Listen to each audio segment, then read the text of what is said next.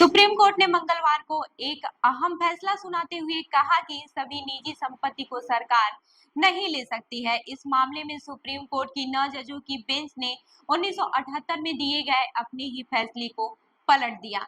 नमस्कार, मैं हूँ रूबी। आप देख रहे हैं जन दर्पण, सत्ता का खेल, गणित की नजर, सत्ता गणित।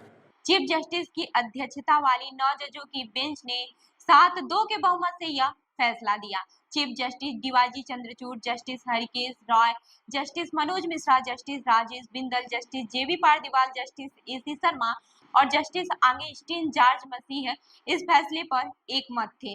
वहीं जस्टिस बीवी नागरत्ना फैसले से आंशिक रूप से सहमत थे, जबकि जस्टिस सुधांशु धूलिया ने सभी पहलुओं पर असहमत जताई। अपने फैसले में बेंच ने कहा कि हर निजी संपत्ति को सामुदायिक संपत्ति नहीं मान सकते हैं। कुछ खास संपत्तियों को ही सरकार सामुदायिक संसाधन मानकर इसका इस्तेमाल आम लोगों के लिए कर सकती है। बेंच ने साल 1978 में दिए जस्टिस कृष्ण अय्यर के उस फैसले को खारिज कर दिया, जिसमें कहा गया था कि सभी निजी स्वामित्व वाले संसाधन को राज्य सरकारें अधिग्रहण कर सकती हैं। अब संपत्ति के अधिकार के बारे में भी जान लेते हैं। आइए इस जटिल मुद्दे को समझने के लिए इतिहास में वापस जाते हैं। संपत्ति के अधिकार को भारतीय संविधान में एक मौलिक अधिकार के रूप में शामिल किया गया था।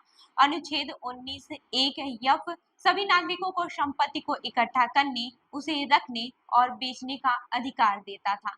लेकिन अनुच्छेद 31 ने सरकार को सार्वजनिक उद्देश्यों के लिए संपत्ति पर कब्जा करने का अधिकार दिया। एक तरफ समय के साथ सरकार ने संपत्ति अर्जित करने के उसके अधिकार को बचाने के लिए संविधान में कई संशोधन किए।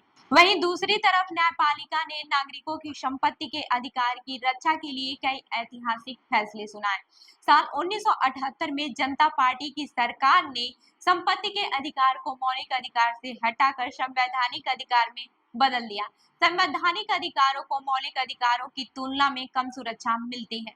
मौजूदा समय में संपत्ति का अधिकार महज अनुच्छेद 301 के तहत एक संवैधानिक अधिकार है। वहीं कई तरह के कानून हैं, जैसे कि भूमि अधिग्रहण अधिनियम, जो अलग अलग हालात में सरकार को संपत्ति पर कब्जा करने की शक्ति देते हैं। संपत्ति अधिग्रहण करने का मामला हमेशा विवादों से भरा रहा है। जब साल 2013 में कांग्रेस की यूपीए सरकार ने एक नया भूमि अधिग्रहण कानून लाना चाहा, तो उन्हें कड़े विरोध का सामना करना पड़ा था। इसी तरह बीजेपी की एनडीए सरकार इस कानून में बदलाव लाना चाहती थी, लेकिन वे ऐसे करने में नाकाम रही। क्या है पूरा मामला, ये भी जान लेते हैं। मौजूदा मामला महाराष्ट्र आवास और क्षेत्र विकास अधिनियम में 1986 में किए गए संशोधन से जुड़ा है। इस संशोधन में राज्य सरकार के नियंत्रण वाली Mumbai building repairing and reconstruction board को कुछ पुरानी संपत्तियों को अधिग्रहण करने की अनुमति दी गई थी। यह अनुमति इसलिए भी दी गई थी क्योंकि संपत्ति के मालिक उसकी मरम्मत नहीं कर रहे थे और वे ढहने के कगार पर थी। इस संशोधन से बोर्ड को उन पुरानी संपत्तियों की मरम्मत और उनके दोबारा निर्माण करने की शक्ति मिली, जिसे करने के बाद से बोर्ड उन संपत्तियों को वहां रखने वाले किराएदारों की सहकारी समिति को सौंप सकता था। यह स्कीम उन इमारतों पर लागू होती है जो कम से कम 60 साल पुरानी हो और सरकार को टैक्स देती हो।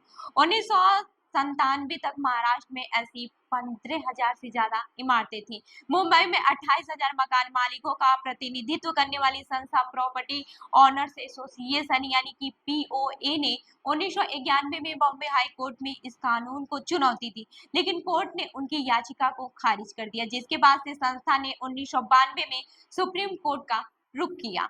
ये फैसला जरूरी क्यों है, ये भी जान लेते हैं।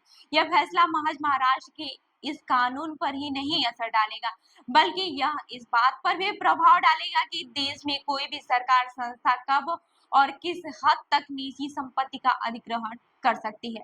हालांकि अब भी सरकार भूमि अधिग्रहण अधिनियम 2013 जैसे कानून के तहत संपत्ति का अधिग्रहण कर सकती है।